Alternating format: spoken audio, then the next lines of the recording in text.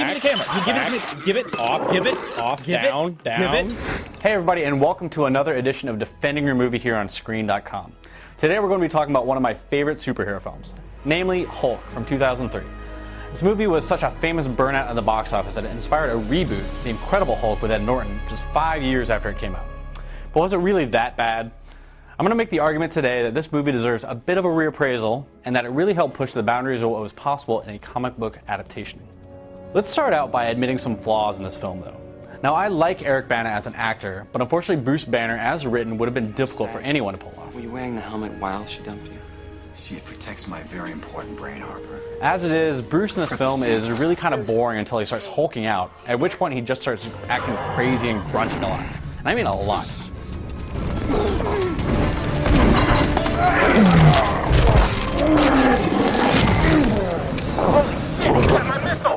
Also a bit over the top is Nick Nolte as Bruce's father.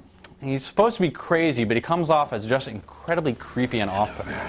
Beautiful woman like you. If nothing else, though, Nolte's performance did grace us all with one of the best mugshots in the history of the internet. To see you.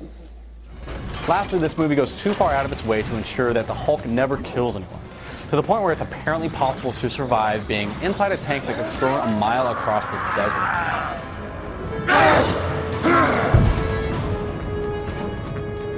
I'm well aware that audience sympathy would be turned against Banner and the Hulk if he wound up killing innocent people, but the whole point of the Hulk in this incarnation is that he's full of uncontrollable rage, which doesn't really jibe too well with all the ways in which he goes out of his way to avoid hurting you. One of the movie's strengths, however, is Ang Lee's firm commitment to make this film more of a psychological drama than a comic book movie, which isn't something that we were entirely used to in 2003. Puny human. Hulk really kind of throws out any notion of being humorous, aside from the obligatory Stanley Lou Ferrigno games, in favor of some pretty dour storylines, such as the murder of Banner's mother, the strained relationship between Betty and her father, and Bruce's father's obsession with exploiting his son's unique properties in order to steal his strength.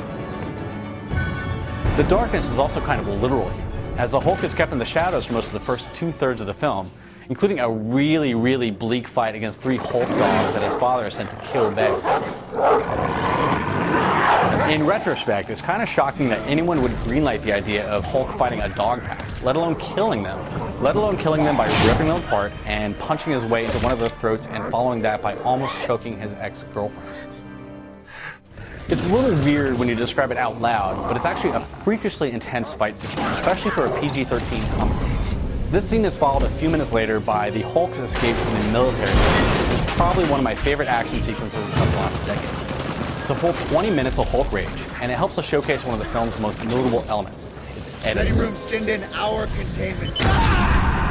Lee and his editor Tim Squires reportedly put 2 years into the editing of this film, and I think it's pretty clear that all of that effort wound up on the screen. There's a ton of flashy montage edits, split-screen effects, and transitions in Hulk, which allowed Lee to show off the choreography of scenes from multiple angles in the same shot, as well as make an ambitious ode to the comic book roots of the film.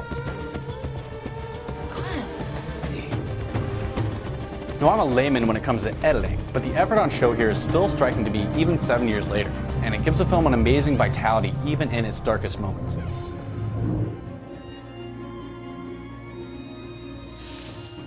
And lastly, I really like the performances of Jennifer Connelly and Sam Elliott in this film. Now, Connelly is probably a bit classier than this film deserves, but if you compare her performance here with that of Liv Tyler as Betty Ross in the film's reboot, you can really see how this movie might have gone off the rails a little bit without a strong performance from Betty Ross. I can only imagine how difficult it would be to emote when you're looking at a cardboard cutout that's standing where the CGI Hulk is supposed to be. And I think it goes without saying that Sam Elliott could read the phone book at us and make it interesting, but still, he brings an effortless gravitas to the role of General Ross, who's given the almost impossible task of keeping the Hulk in check. He's working in the same exact goddamn field his father did. Now, granted, this movie does have a silly ending, but it's still easily one of my 5 favorite superheroes. And in an age where darker, more psychological superhero flicks are becoming more the norm, it deserves another look. And that's all the time we have for today, but feel free to let us know what you think of the Hulk in the comments. Am I crazy, or do I have a point? We'll see you next time on Defending Your Movie.